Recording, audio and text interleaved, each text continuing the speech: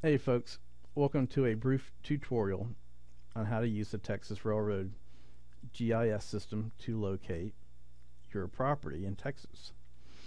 Before you start, you're going to need at least one of these three things. You're going to need a legal description of the land, or an abstract number, or an API number. Legal description might look something like this. And notice it's section 25, block C8 of Reeves County. We also have an abstract number or an API number. Any one of those three pieces of information can be used to locate your property. So let's bring up a web browser, and we're going to go look for Texas Railroad GIS. And this is what we want right here, the RRC Public GIS Map Viewer. We're going to click on this, and it's going to bring up a map of Texas. Each one of these numbers that you see, like the number 8, 7C, 7B, 8A, these are districts that the Texas Railroad Commission uses to locate property in each district. We'll look at that later. Right now, let's go find the property. So, again, we have what information? We have the API number. We can simply put the API number right here in this field and click this button to find it. Most people don't have an API number. Most people have a block number and a section number. If you're lucky, you might have the abstract number. Notice the abstract already puts in the letter A for you. So you don't have to type in the A, you just have to type in the numbers.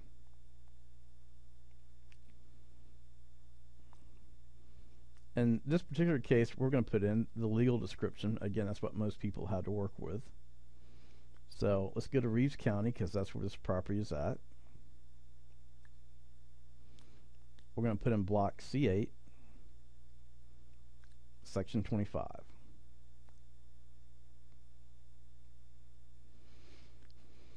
Great, it found it. So here's the abstract number for this particular property. You might want to write this down for future reference. I'm going to click map, then I'm going to shut this down. And here's the property. It is always in the center of the screen.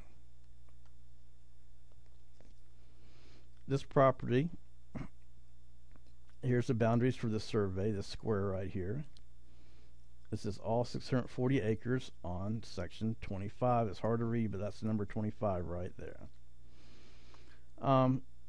So where is this property located at in relation to everything else? Let's go to the map tool. Scroll down to where it says 1/2 mile radius. Click on that. And if you click right here, it's going to put a gray circle so you can keep an eye on your property as you zoom out and move around the map. I'm going to select zoom out 3 times as a factor of 3. I'm going to hit it once. I'm going to hit it again. And I can see the gray circle here. And I can see in relation to all the other property what is going on. Here is Pecos over here. In fact, if I click the right arrow, I'm going to scoot over a little bit.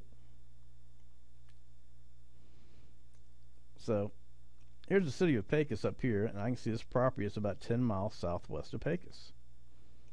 Well, another question you might have is, well, is this an active region or not?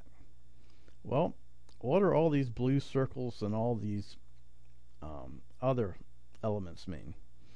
Well, if you click on the legend over here, it'll tell you that blue circles are permitted locations. Circles with these little dashes by them are dry holes. And don't let a dry hole in your property scare you. A dry hole is something that occurred probably years and years ago. Dry holes are used for conventional oil. Nowadays, most people are drilling for unconventional oil, so again, don't be dismayed if you see a dry hole in your property. Green dot means it's an existing oil well. Of course, there's a lot more information here, but these are the ones you really want to pay attention to. So I'm going to come over here and select surveys. I'm going to check that off. Pipelines off. Hit refresh. And now I can kind of concentrate on this property and see how active the area is.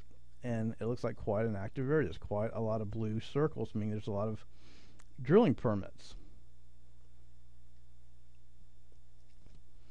So that's a good indication that this property is in a fairly active region with hopefully a good chance of being drilled one day.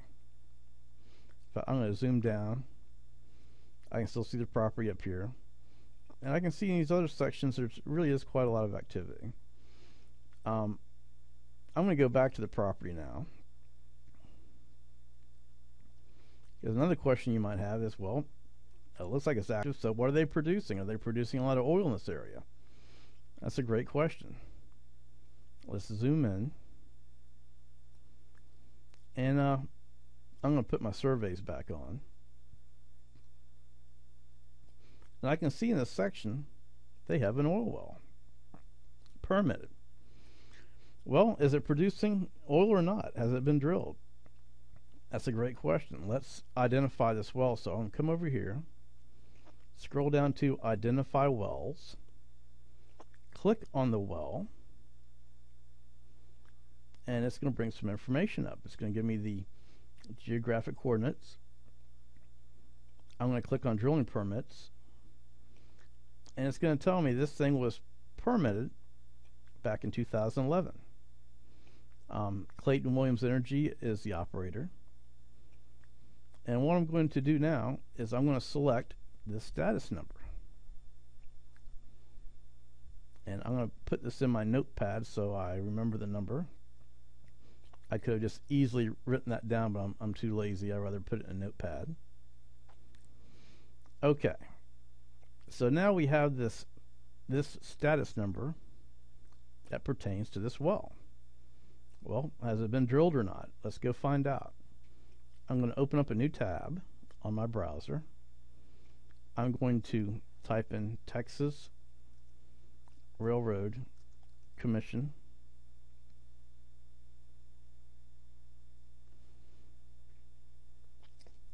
I'm going to go to the Texas Railroad Commission website. I'm going to scroll down to the bottom. And down here it says Online Research Queries. I'm going to click click on Online Research. And I've got a whole bunch of options. I might look for drilling permits in the area. But what I want to do is find out, is this well over here producing or not? So, I'm going to go to Production Reports right here. And I'm going to launch the query. And it brings me to a new menu.